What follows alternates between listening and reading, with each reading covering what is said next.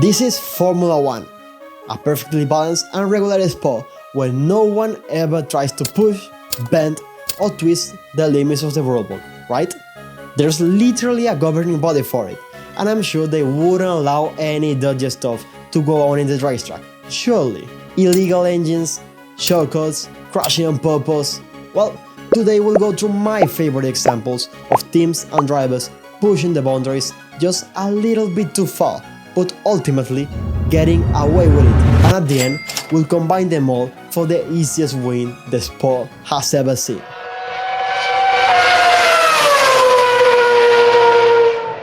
Things start even before the season begins. To truly maximize what the rule allows, not caring one single bit about this spirit, we gotta find those grey areas where the rules, technically, aren't banning something, and we shall use that something for our benefit. So it's the case of the Mercedes DAS system back in 2020. Imagine everyone's faces when during pre-season testing in Barcelona, Hamilton could push in and out his steering wheel to control the towing the tires of his Mercedes W11. Simple idea, but no one but Mercedes thought of it. The cars are usually set up with a slight tow out on their front tires, which helps with the cornering.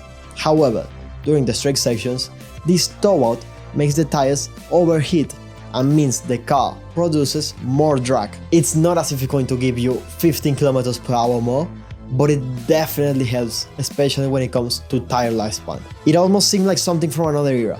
It had been a while since a team has introduced something so different, so controversial, pushing the regulations to its absolute limits to try to gain as much lap time as possible. When the 2020 season arrived, Mercedes had just won his 6th Constructors and Drivers' Championship in a row.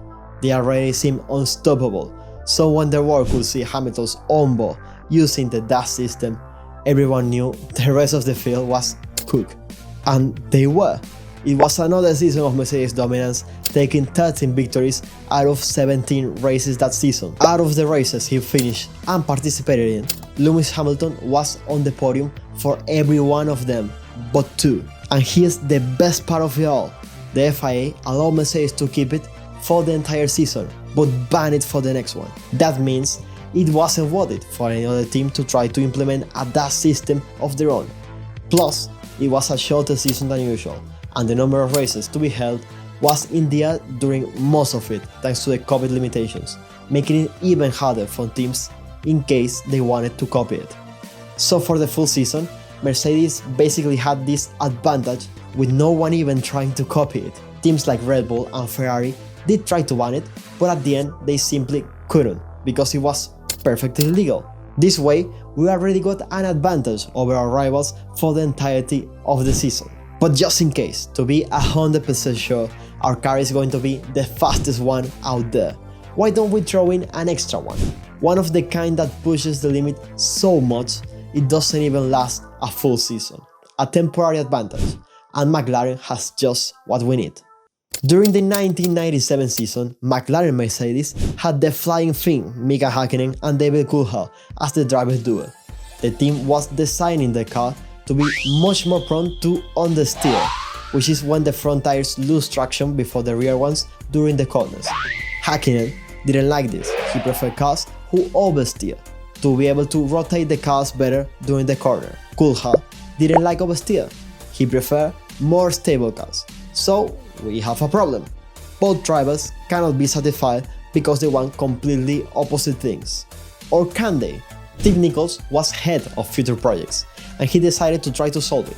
He did so by implementing a third pedal on the cockpit. You heard that right? A third pedal on the cockpit. One which allowed to brake on a specific tire. Depending on how they had it set it up, the fiddle brake, as it was called by McLaren, activated the rear right or the rear left tire, while the normal brake activated the brakes for all 4 wheels, as is usual.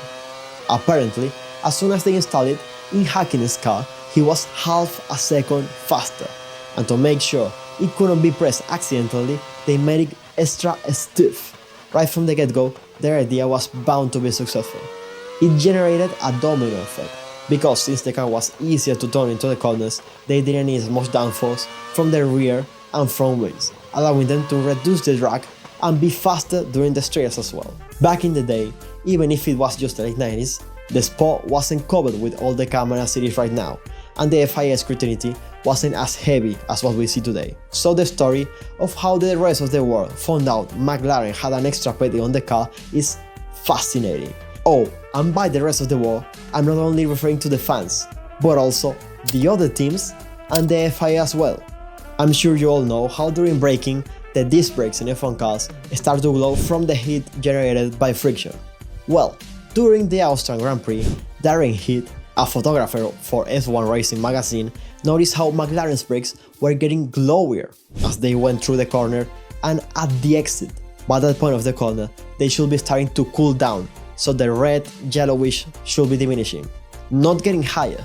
With Matt Bishop, his editor, they realized McLaren must be up to something, and their hunch was actually spot on. The next Grand Prix, the Luxembourg one, celebrated at the Nürburgring. Yes, just like we'll have the Bahrain Grand Prix being held at Malaysia this year, they had a plan ready in case one of the McLarens broke down. Bishop, watching the Grand Prix from the TV, allowed the heat of Hakkinen car stopping, and the photographer managed to get to the place in time and blindly shot a picture to the inside of the cockpit, revealing for them and the rest of the world McLaren's third brake pedal. How cool is that story? You can guess how the rest of it goes. Teams protested, McLaren defended themselves.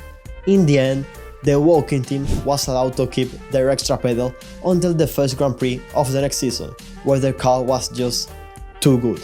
The Australian Grand Prix, which opened the 1998 season, saw Hakkinen and Coulthard qualified first and second, 7 tenths ahead of Michael Schumacher, which will appear again further down this list, so just wait for it. And the drivers ended up the race giving McLaren a 1-2, lapping all the other cars. They lapped the entire field once again on the Brazilian Grand Prix, when Ferrari had already filed the protest against them and they had already removed the third pedal. So was it even that good to begin with? It probably was, but the McLaren MP413 could do without it. The system might have been outlawed, but it definitely gave McLaren an edge, perhaps not during the entirety of the season, but throughout a good number of races. We got our pre-race boost, the ones achieved by our teams and our engineers. Now it's time for the qualifying session. There's no need to go to the 90s this time, the 2026 Austrian Grand Prix is as far as we need to go. We all remember it because it's pretty fresh, but I'll briefly go through it again. It's the second and final attempt of Q3. Everything yet to be decided. George Russell has a great lap already and is on his way to set an even faster time when Max Verstappen has a problem with his rear wing and loses the car through turn 9, a high-speed corner right at the end of the lap. The marshals make a mistake waving single yellows when it should have been double yellows, so cars passing by just have to leave. Even though Verstappen's car is against the barrier and going out and crashing into him could result in a life-threatening incident. That doesn't really matter to us, or George Russell, who does leave 104 meters before when he did it during his first fast lap, losing 0.080 of his advantage over his previous fastest lap, so the advantage goes from 0.420 to around 0.340, but lifting earlier allowed him to brake later, making it to the apex of the turn at about the same speed and taking pole position. But right now, we don't care about safety, we're here to take pole position, so we make the most of the marshals errors and secure our first place at the front of the starting grid. Nothing against Russell, by the way, a bit of anger still inside me from that incident goes exclusively towards the FIA for not doing absolutely anything to avoid moments that have cost life of Formula 1 drivers in the past. Moving on, we need an exploit for our race start. This time we won't need a yellow flag to appear, we just need to get lucky tricking the racing start system. For everyone who doesn't know, during the start of every F1 race, 5 lights progressively turn red, and then someone manually activates a button that turns them off. And that's the moment the cars can go. If someone starts before the lights go out, it's called a jump start, and it's often penalized with a 5-second penalty, a 10-second penalty, or even a drive-thru, in some extreme cases, Maldonado. Although, Maldonado didn't get a drive-thru that day on the Belgian Grand Prix, because he retired anyway on lap 4, so he served a 5-second penalty on the next Grand Prix for the jump start, and another 5 for causing a collision with Timo Glock. Never a quiet day in the office for the stewards when Maldonado was driving. The F1 cars have a transponder feeding to them, which judges whether the car has moved or not before the race starts.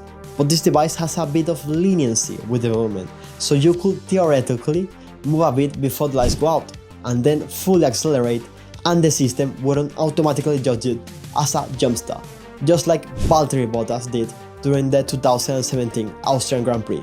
He got the second pole position of his career during that weekend, and he had one of the fastest starts in the history of Formula 1.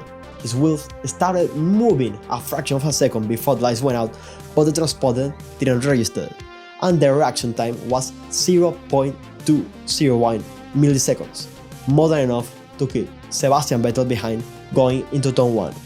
Bottas went on to get the second victory of his career, and despite Vettel's complaints, nothing will be done about the movement before the lights went out.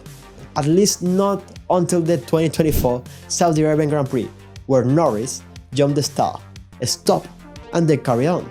No advantage gain, and the transponders didn't register the movement either. So 6 years from the original Bottas incident, the FIA decided to give the stewards the ultimate authority on deciding whether there's been a jump start or not. However, if the exact same thing that happened to Bottas occurs again, I'm not sure the stewards would penalize the driver involved, so there's a potential loophole to be exploited there even nowadays. But obviously, we need something during the actual race as well. I'll briefly go over it, focusing more on what actually happened on the racetrack rather than legal consequence later on, but everyone knows what I'm talking about is the 2008 Singapore Grand Prix, the Crashgate. Fernando Alonso had a terrible qualifying session, starting way down in P15. Following a normal strategy meant he was basically stuck with zero chance of winning the race. But Renault's team principal Fabio Briatore had a plan. They pitted Alonso super early, on lap 12, for fresh tires, and then, just 2 laps later, his teammate Nelson Piquet Jr. lost control and crashed his car into the wall at turn 17, just like he practiced with the formation lap. Back in 2008, the rules meant the pit lane was closed as soon as the safety car came out, so everyone had to wait until the pack was regrouped to pit. When everyone pitted, Alonso had already made his stop right before the crash happened. By lap 34, once the drivers on alternative strategies finally made the speed stops, Alonso magically inherited the lead of the race. Even a second safety car on lap 50, caused by Adrian Sutil, couldn't stop him. Alonso led Nico Rosberg across the finish line to take the win. Lewis Hamilton ended up P3, gaining a massive advantage over Felipe Massa, who had troubles during his stop due to a number of cars in the pit stop and the hose still being connected to his car, so it directly impacted not only the race result but also the championship one. And here's the best part, they completely got away with it back in the day. It wasn't until a whole year later when Renault dropped Piquet Jr. as the driver and he decided to snitch on the FIA that the truth actually came out. Briatore got banned, but the race result stood and Alonso kept his win. And now Briatore is even back into the sport, so perhaps we can do something similar. We just have to make sure our teammate doesn't snitch this time around. But just in case we run into a bit more trouble than expected, we might as well have a second ace up our sleeve during the race. The 2006 Hungarian Grand Prix was a chaotic wet-to-dry race, and Michael Schumacher found himself sitting in P2 after his title rival, Fernando Alonso, retired. Ferrari had gambled by keeping Schumacher out on completely shredded intermediate tires instead of pitting him for slicks, hoping the Hungary's tire layout will stop anyone from passing. After all, it is known as the Monaco without the barriers. And that's when Pedro de la Rosa caught up to him in his McLaren. De la Rosa threw a deep dive down the inside into the 6-7 chicane. Schumacher, knowing he couldn't keep the turn, didn't even bother. He just drove straight over the curbs, couldn't the chicane entirely, and rejoined the track still in front. Best defense possible to keep a position with some loss, because the FIA stewards did absolutely nothing. Apparently, if the other driver isn't side by side with you, you can just cut the chicane. How wonderful is that? Pedro de la Rosa was forced to do the job all over again on the following lap, finally making a clean pass stick into the chicane. Schumacher didn't stop there. Immediately after De La Rosa got by, Nick Heidfeld in the BMW Cyber tried to pull the same move. Schumacher tried to shove Heidfeld off of the chicane, but Heidfeld hit his line, snapping Schumacher's front suspension in the collision and forcing him into retirement 3 laps from the end. So it may not have worked out entirely for Schumacher, but there's certainly something we can use from here. His first adventure on the grass to avoid being overtaken by De La Rosa wasn't even investigated, it was completely legal.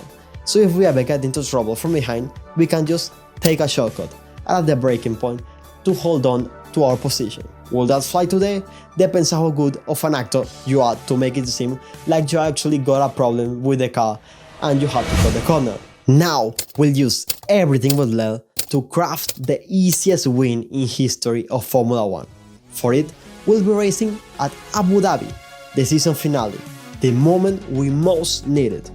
We'll have a season-long component in our car, which isn't even worth it for our rivals to pursue, and will allow us to heavily benefit from it, like the DAS system for Mercedes back in 2020. We'll forget about the spirit of the rules to get an edge, hiding an advantage that won't be discovered for at least a few races, just like McLaren did with the fiddle brake back in 1997 and the first race of 1998.